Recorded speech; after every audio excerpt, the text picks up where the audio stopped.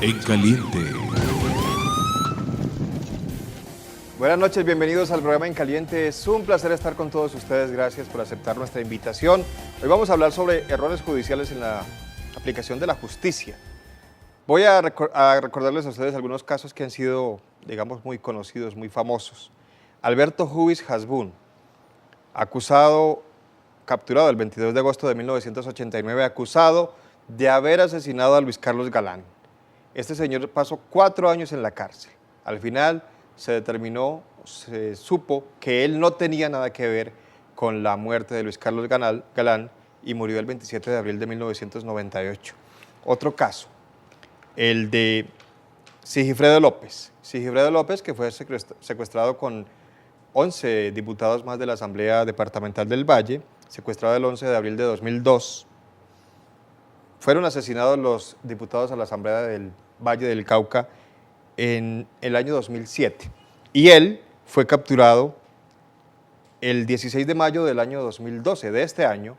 Estuvo en la cárcel, luego lo enviaron a casa por cárcel en la ciudad de Cali y finalmente el 14 de agosto fue dejado en libertad porque se determinó también que no tenía nada que ver con la muerte de sus compañeros exdiputados a la Asamblea del Valle. También hay el caso de los capturados por el asesinato de Jaime Garzón, el humorista, muy conocido, recuerden ustedes.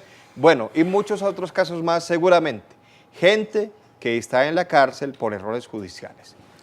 Pagan por el afán, seguramente, de algunas autoridades de lograr resultados para mostrar a los medios de comunicación y son personas que están privadas de la libertad sin justificación. Vamos a hablar hoy sobre este tema con el doctor Andrés Jaramillo. Él es abogado penalista, pertenece al bufete Total Jurídica. Ya estaremos hablando de qué es Total Jurídica más adelante mientras hacemos el diálogo con el doctor Andrés Jaramillo. Doctor Jaramillo, gracias por acompañarnos.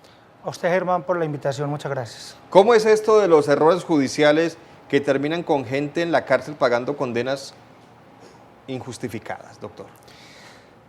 La tarea o la labor de la Administración de Justicia es una potestad pública por la cual entonces jueces y fiscales en la persecución del crimen llevan a cabo un proceso, pero en esa labor, por lograr que haya o buscar responsables penalmente por algún delito que se haya cometido, deben de adelantar unos actos que se hacen por fuera de un proceso y actos que se hacen dentro de un proceso. Todo eso empieza con una imputación, luego pasa con una acusación, terminando por parte de una condena ya de un juez de la República. Es ahí donde vienen los errores judiciales. Hay que precisar que para poder agotar, más que todo, o digo yo que los errores judiciales se suscitan tanto en las fases de indagación o investigación, exclusivas de la Policía Judicial, luego recibe todo ese trabajo que la Policía Judicial hace por parte de la Fiscalía, presentan al procesado ante un juez y este juez va a terminar un proceso con una sentencia, o condenatoria o absolutoria, ¿correcto? Pero de una indebida imputación, de una indebida acusación, pueden devenir inexorablemente falsas condenas o sentencias condenatorias que son legítimas legalmente hablando, pero en su contexto, al menos real, no, pueden derivar en un falso positivo judicial. Falso positivo judicial, no confundir con los famosos falsos positivos, de los cuales hablaremos también, porque hay que recordar, doctor, rápidamente, a finales de 2008 se conoció en Colombia la muerte de 19 jóvenes que habían salido del municipio de Soacha y aparecieron muertos en otra región del país. Ahí se destapó el escándalo de los falsos positivos, también hablaremos de eso más adelante, pero nos enfocamos inicialmente en el asunto de los falsos positivos judiciales. ¿Qué tanta gente, doctor Jaramillo, puede haber en las cárceles del país pagando condenas sin merecer esa condena? Datos estadísticos certeros a hoy no hay. Es más, no hay quien se ocupe por indagar esa cifra exacta de las personas que hoy por hoy pueden resultar condenadas de manera, pues siendo inocentes.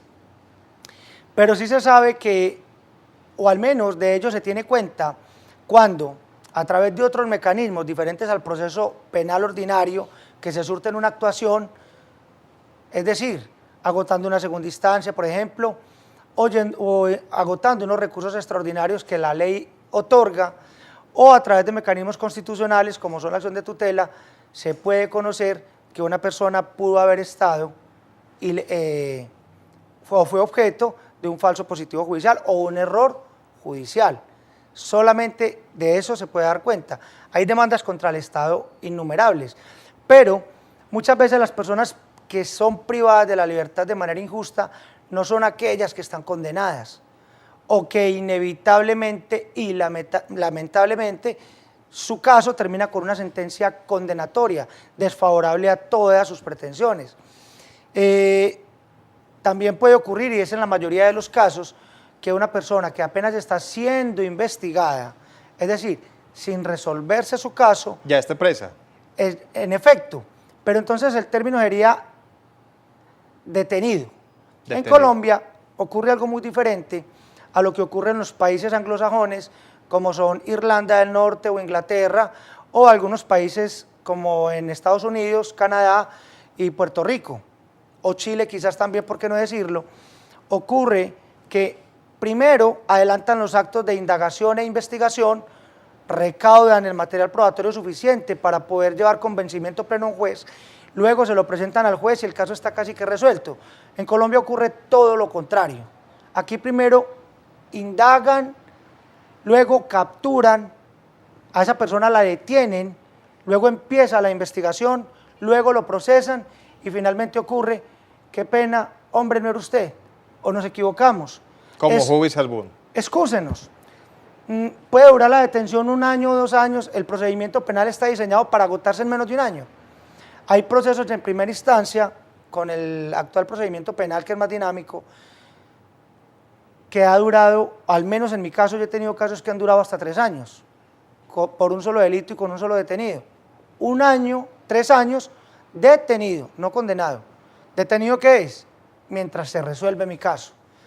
Es la incertidumbre y la zozobra de una persona que está privada de la libertad y dice, ¿cómo va a terminar mi caso? ¿Esto va a terminar bien? ¿Va a terminar mal? Solamente detenido. Luego viene la sentencia condenatoria. Porque podría ser los años que le vayan a dar de la condena. En efecto. Doctor, tenemos una llamada. Tenemos en línea a Aurelio Cardona. Aurelio, buenas noches. Aurelio. ¿Qué se nos hizo? Buenas noches. Aurelio, ¿cómo le va? Muy bien, gracias a usted. Muy bien, gracias. Lo escuchamos. Adelante, bienvenido. Tengo una inquietud acerca de lo que el doctor estaba expresando en el programa. Adelante. No sé por qué siento yo que todos esos falsos positivos judiciales se refiere a aquellas personas que son más bien de escasos recursos.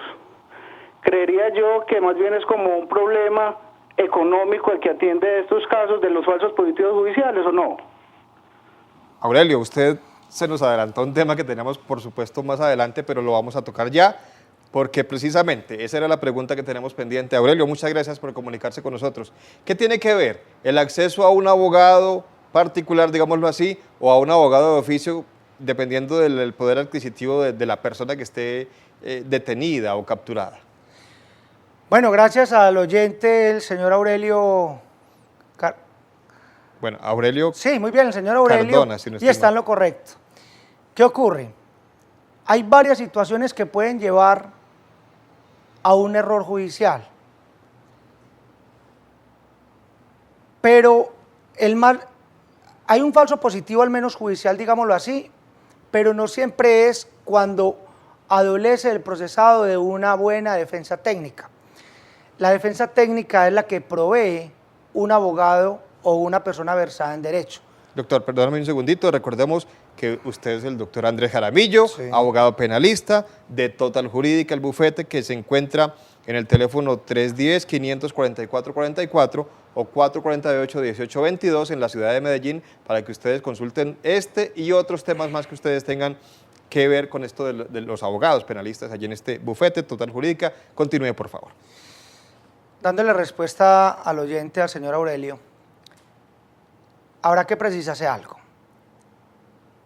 Una cosa es no contar con una defensa técnica para que lo asistan durante un proceso y que esa condena en una persona que a lo mejor es inocente o que inexorablemente le terminan el proceso antes, por ejemplo, con una aceptación de cargos, habiendo mucho por hacer por esa persona para poder lograr al menos un resultado favorable para esa persona, que pensarse en un error judicial por llevar prueba fraudulenta, prueba ilegal, prueba ilícita, que induzca en error al juez. Porque hay un interés de alguien en inculpar a esta persona. Hay una deslealtad de alguna de las partes.